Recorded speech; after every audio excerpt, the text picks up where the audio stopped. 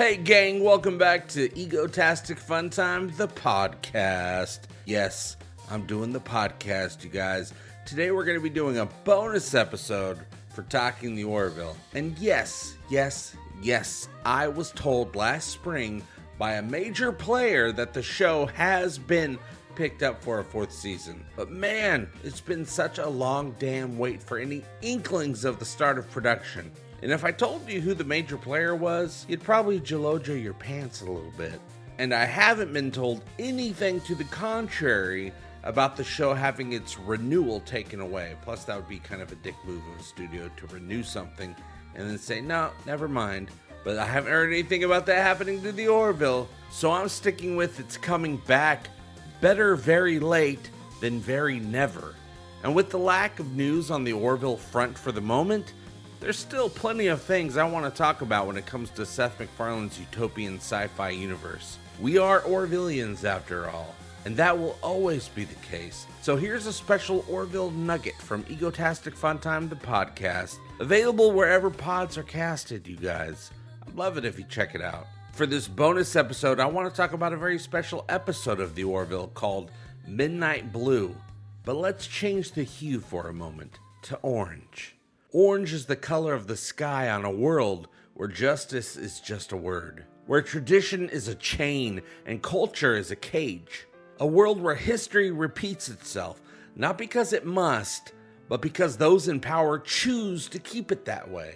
I've seen what happens when truth is spoken in a place that does not want to hear it. I've seen voices silenced. I've seen the weight of an entire society pressing down on a single soul, demanding compliance, obedience, submission. But what happens when someone refuses? What happens when one voice stands against them all?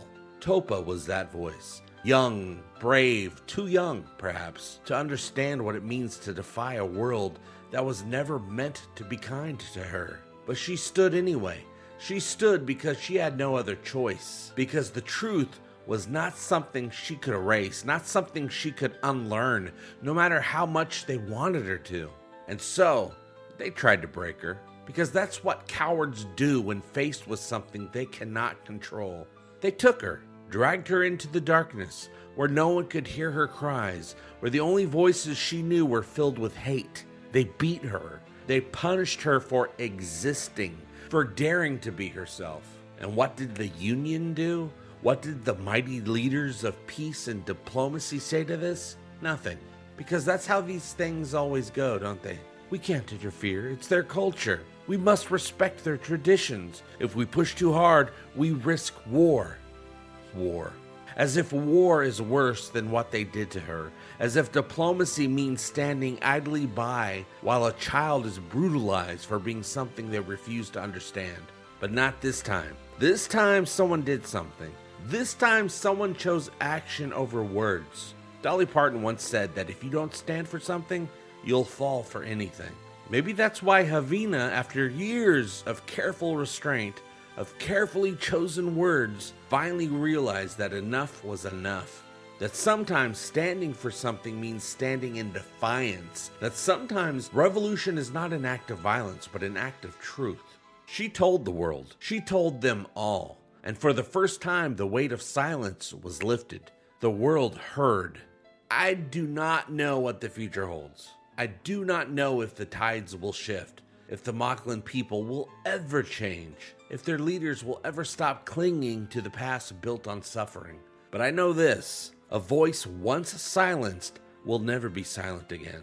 A truth once spoken will never be forgotten. And a girl once beaten for daring to live will rise stronger than they ever imagined. So let them tremble. Let them fear the change they can no longer stop, because the night is the darkest before the dawn. And midnight blue, that's just the color of the sky before the sun rises. Okay, that's it. That's all I wanted to talk about today, and I talked about it. Thank you so much for being part of the Orville fandom and doing the whole liking and subscribing thing with Egotastic FunTime. I'll see you very soon, and remember, we all do better when we all do better. Love you, bye-bye.